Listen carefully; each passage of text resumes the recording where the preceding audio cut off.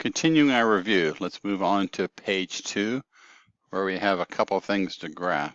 Okay, so if we look at these polynomials, we're asked to sketch them, but the key to this is finding all the information here, the degree. So this polynomial is going to be of degree 3. Its leading coefficient will be 1. That's a positive number. That's the important thing. So I've got an odd degree and a positive coefficient. So I know that that graph, the end behavior, is going to look like this. Okay. The x-intercepts, so where will it cross the x-axis or touch the x-axis? So I know that's going to happen at 3, 0 and negative 4, 0. And I know there's a multiplicity of 2 at x equal 3. So multiplicity of 2 at x equal to 3. The y-intercept is what I get when x is equal to 0.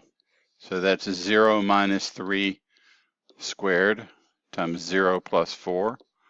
So that is going to be 9 times 4, which is 36. So the y-intercept is 0, 36. So now I use all of that information. So somewhere up here, the y-intercept, that's my point 0, 36. And I know that it has to touch the axis or cross at the points negative 4 and 3. 1, 2, 3, 4. That's negative 4. And I know at 3, 1, 2, 3, I do not cross the axis. So in this case, this is negative 4, and that is 3. Okay?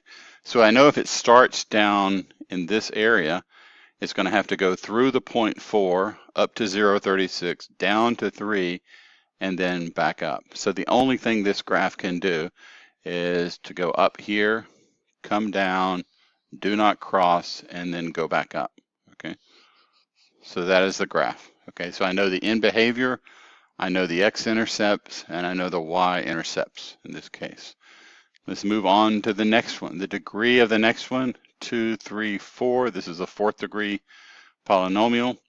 The leading coefficient is going to be negative 1 squared times 1 times 1. That is a negative 1 leading coefficient.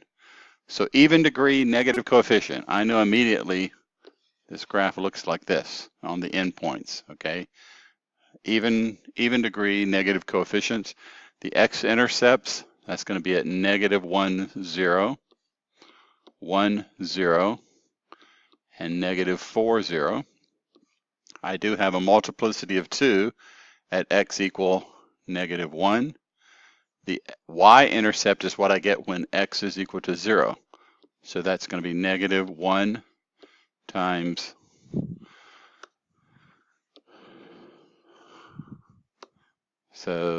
negative 1 times negative 1 times 4. So that number is going to be 4. So 0, 4 is my y-intercept. So if I put all of this information, so at negative 1, 0, and at 1, 0, and negative 4, 0, it's right here. And furthermore, I know that I do not cross the axis at negative 1, okay? And my y-intercept was 0, 4. So this is the point 1, negative 4. So I know my graph has to start bottom left. So it's going to go up. It can't cross at negative 1. It goes back and hits the y-intercept. And then it goes down from there. So the only thing this graph can do is to go up through this point. And then at some point it has to come down and touch, hit the y-intercept, and then go down this way. Okay, so that's the general shape of this particular graph. Let's look at a few transformations here. Okay, so I've got a polynomial h of x and another polynomial q of x. I'm trying to describe what transformation happened to get from one to the other. Okay, so it looks like, is there a reflection over the x-axis? Well, I see a negative sign here and a positive sign here, so it looks like that's a reflection over the x-axis. And then I just have to look and see what happened To get from positive 3, x plus 3 to x minus 2, it looks like I subtracted 5. To get from negative 4 to negative 9, that's a subtraction of 5. To get from x plus 7 to x plus 2, that's a subtraction of 5.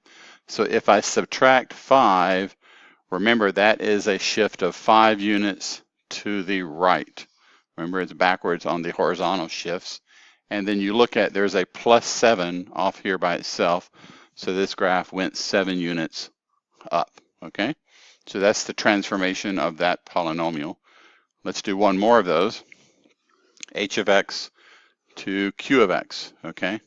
So if you look at this, 5x to the 6 minus 4x plus x minus 7, and then 5x6 minus 4x fourth plus x plus 2.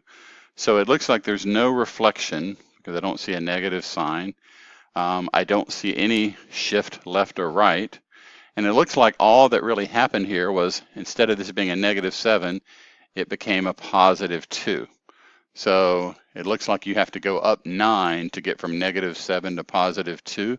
So this went up 9 units is the transformation. So all that happened to this equation was we shifted that whole polynomial up 9 units. And that's the end of page 2.